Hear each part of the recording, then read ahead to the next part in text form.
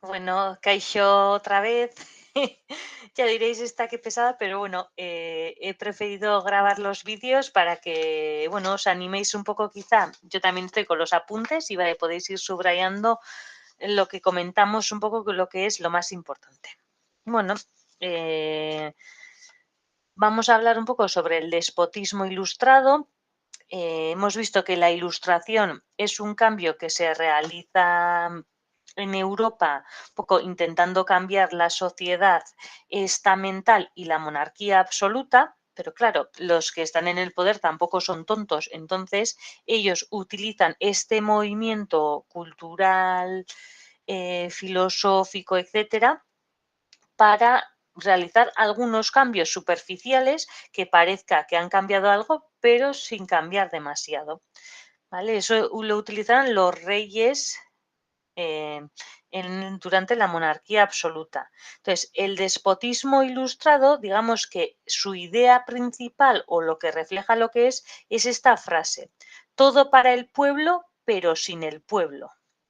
Eso significa que como ya he dicho, realizaron unos pequeños cambios superficiales para que pareciera que habían cambiado, pero realmente no hicieron ningún cambio. ¿Vale? Y bueno, los déspotas ilustrados un poco más famosos de la época son estos que vemos aquí. Prusia era un reino que se encontraba en Alemania. Federico II el Grande, en España Carlos III, en Rusia Catalina II la Grande y en Austria María Teresa José II.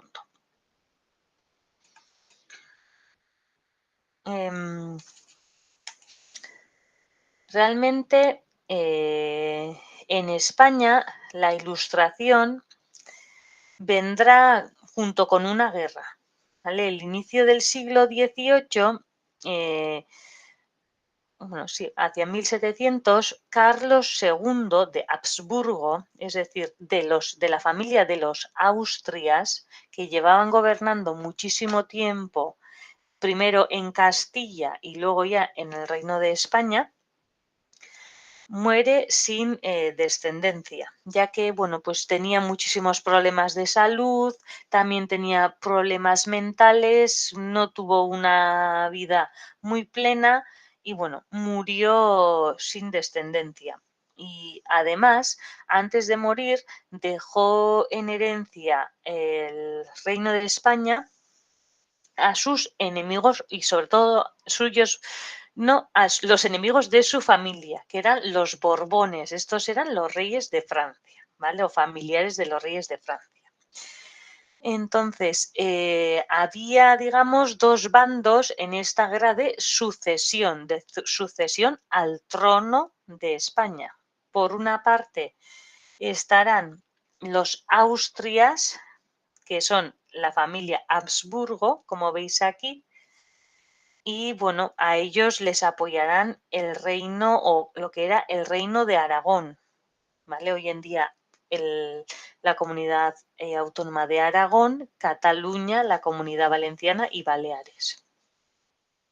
José de Austria será el candidato al reino de España.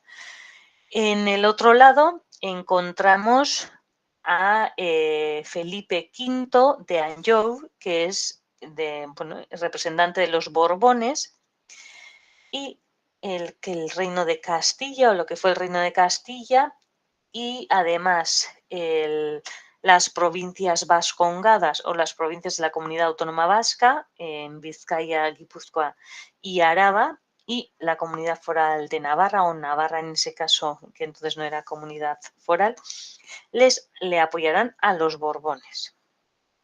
Entonces, esta guerra, además, tuvo consecuencias en Europa, es decir, unos reinos europeos apoyaron a los Borbones, sobre todo Francia, y el resto, Inglaterra, Austria, etcétera, apoyaron a los Habsburgo.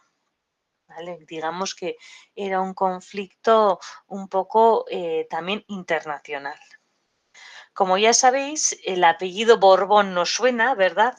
después, ya os digo el final de la película, ganaron los Borbones y se hicieron con el trono de España.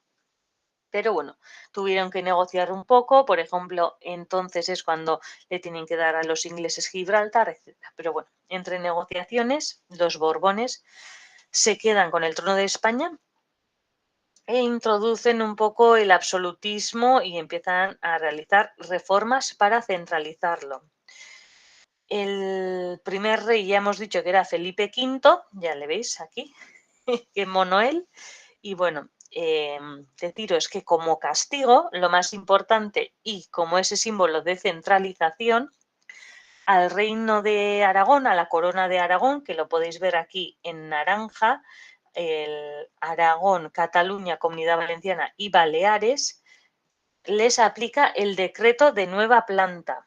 Tenemos que decir, explicándolo un poco así por encima, que los reinos que habían sido o tenían diferente legislación a Castilla y habían sido reinos independientes como la Corona de Aragón y el Reino de Navarra con las provincias de la Comunidad Autónoma Vasca, tenían sus propias leyes, tenían sus fueros, etc.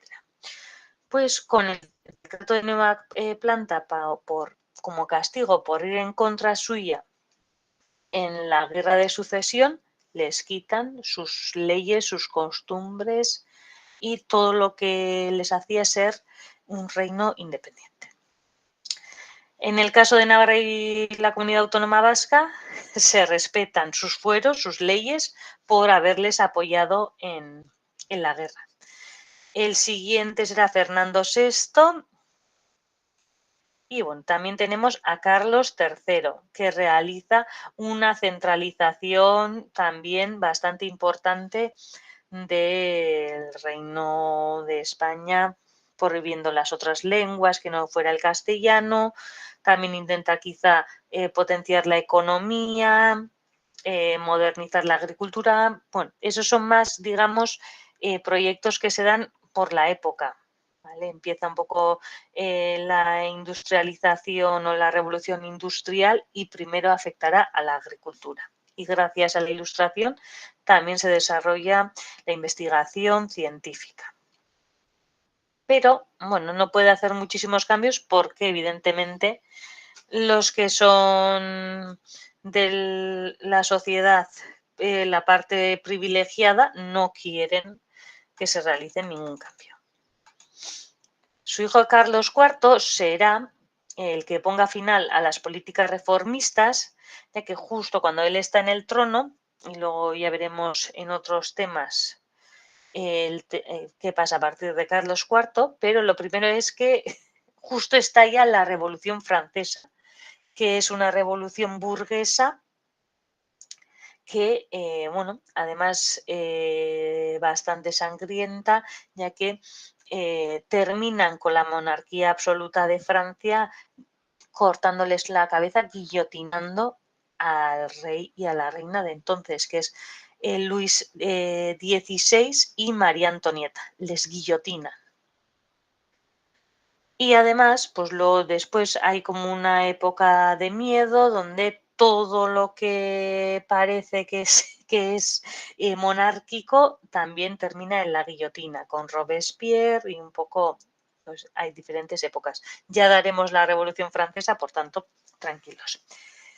Carlos IV, ¿qué hace? Cierra las fronteras para que a España no llegue nada de esa revolución liberal, ni mucho menos.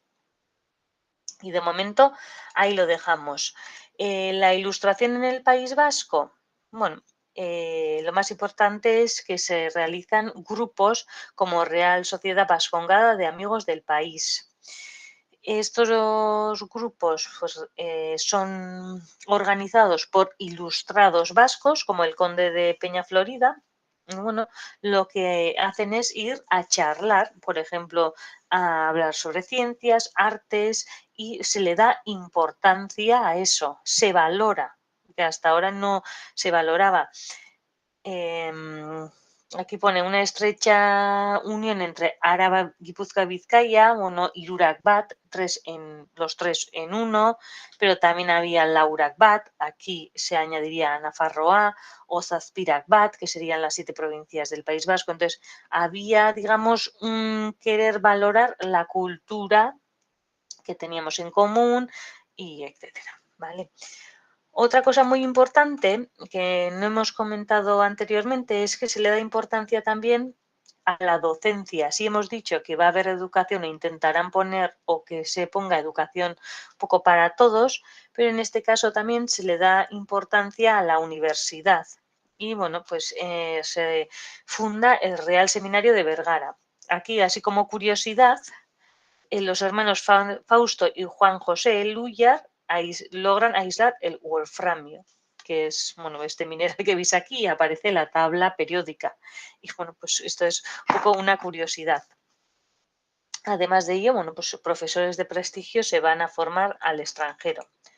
Deciros que la ilustración, hemos hablado mucho que se desarrolla en la ciencia, la tecnología, pero una de las cosas más importantes es también el desarrollo urbano.